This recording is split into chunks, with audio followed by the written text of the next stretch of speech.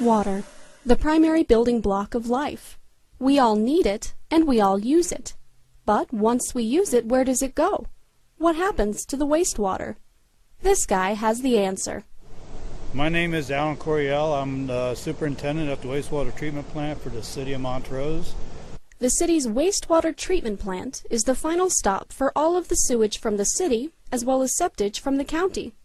Alan oversees the entire wastewater treatment plant to make sure that the plant operates effectively and efficiently, with nearly 18,000 city residents and counting, all creating wastewater every day. That adds up to a lot of water to treat. This plant was built in 1984. At that time, it was designed for 2.88 million gallons per day. As of October last year, we expanded to 4.32 million gallons per day.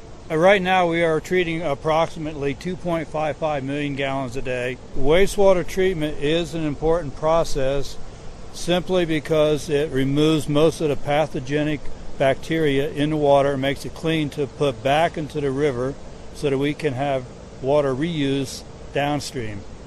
Downstream of us, I believe the first place they would draw water out would be possibly in Grand Junction, but further down we have Lake Powell where a lot of water recreation, so it is important for us to clean the water. Wastewater entering into the plant is called influent, and the headworks building is the first stop for the incoming influent. First, the water enters the bar screen room. This chamber houses a giant screen which strains out all of the trash from the influent. Although the bacteria and biosolids in wastewater will be digested and broken down during the treatment process, trash will not decay, and it could serve as a safe haven for harmful bacteria to hide. So all trash must be removed early in the process. This is the bar screen room, part of the headworks building, and the bar screen does run 24/7. We have that large plastic bag for the trash. The trash goes in there, it's dewatered and goes in there, and the bag is to contain the odors. And once it is full, we seal it off, and then it is taken to the landfill. After removing the large trash, the influent goes through grit removal. Grit is considered to be inorganic compounds, like sand, coffee grounds, eggshells, and other things which are not caught in the bar screen. These materials also disrupt the treatment process. This is the grit removal, and what it is we have an aerated grit chamber, and we aerate the grit. It's already influent coming in, and the grit settles and the organics flow on by. And then the grit is pumped up to here into the grit classifier where it's dewatered and dumped into the garbage, and we also haul that to the landfill. After grit removal, the water is almost ready to leave the headworks building. This right here is the end of the headworks building. This is where we measure the influent flow coming into the plant. Measuring the flow of the wastewater helps the crew stay on top of the treatment process. For efficiency, the plant is running with only a portion of the machinery working.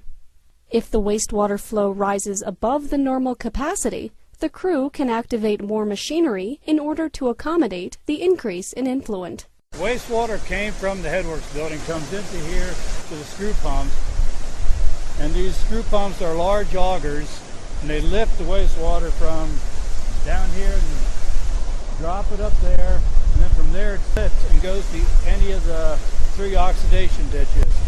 The screw pumps are the central processing hub of the treatment plant. Many liquids and biosolids will return here again and again in order to be fully processed and treated.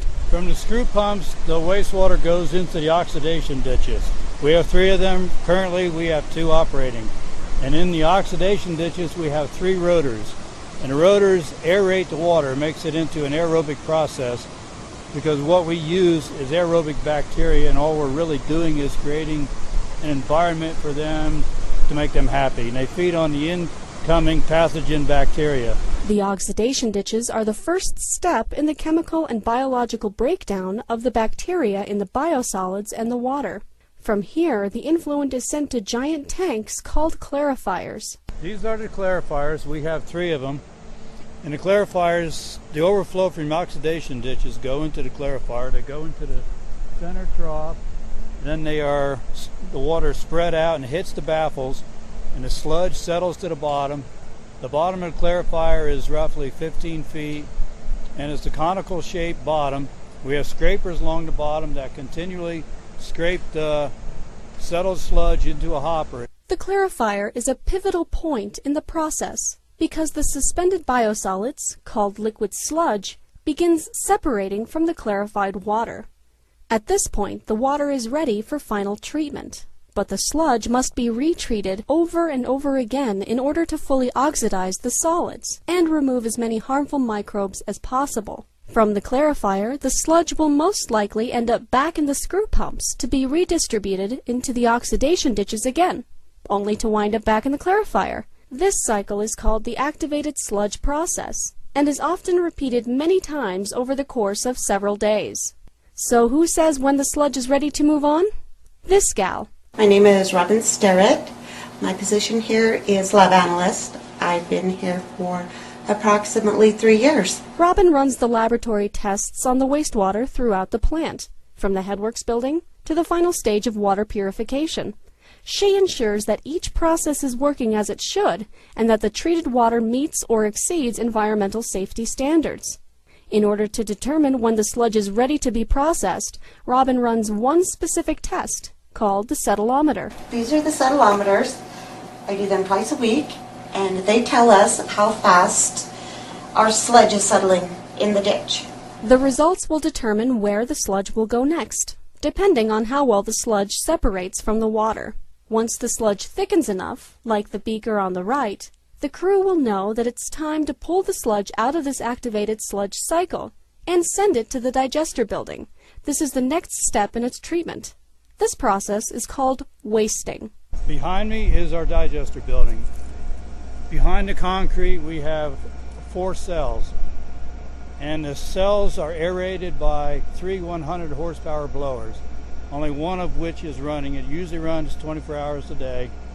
We do shut it off at times to also go anoxic, and the anoxic helps with the nitrogen cycle, and it also helps raise the pH a little bit back up to 7, because in the digester process the pH does drop sometimes to right around 6. The digester literally digests and breaks down as much of the remaining pathogenic bacteria as possible in order to prepare the sludge for its final treatment, the centrifuge. In the centrifuge room, powerful machines spin the liquid sludge, and with the aid of chemical polymers, much of the remaining water is removed from the biosolids. This creates a dried sludge, as well as a liquid byproduct called centrate. The newly dried sludge then travels up a conveyor into a truck to be shipped to a composting facility in Delta. The centrate is returned back to the screw pumps to go through the whole process again, so that the water can be treated and released. So what happens to the actual water in this process? To answer that, we have to revisit the clarifiers. Because the sludge settles to the bottom of the clarifiers, the water on top is clear of any suspended solids. That means there's nowhere for the surviving bacteria to hide.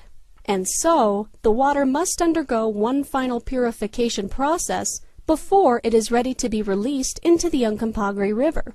That process is the UV chamber. Inside this building is our ultraviolet disinfection. We have 2 channels. We have 4 banks in each channel, and it is flow paced so that when the flow comes up, more banks of lights do come on. When the flow drops down, they do go off. UV light kills bacteria by destroying its DNA. By doing that, the bacteria cannot reproduce, and so it cannot do any further harm. The purified water, called effluent, is then released into the outflow pond. In this effluent pond, when the river was higher years ago and against this bank, we used to have trout that would come up into this pond and live. They lived here year-round. One final sample is taken from this outflow pond to ensure the water quality of the effluent going into the river. This test compares this water to the influent coming into the plant at the very beginning of the process. We have about 99% removal, which means when you look at the influent coming in and how dirty it was compared to the effluent and what's going out, we remove 99% of everything that was in that water. From the outflow pond, the purified water is released into the Uncompahgre River so that other people, plants, and animals can use it downstream. The wastewater treatment plant offers tours to anyone who is interested. For more information,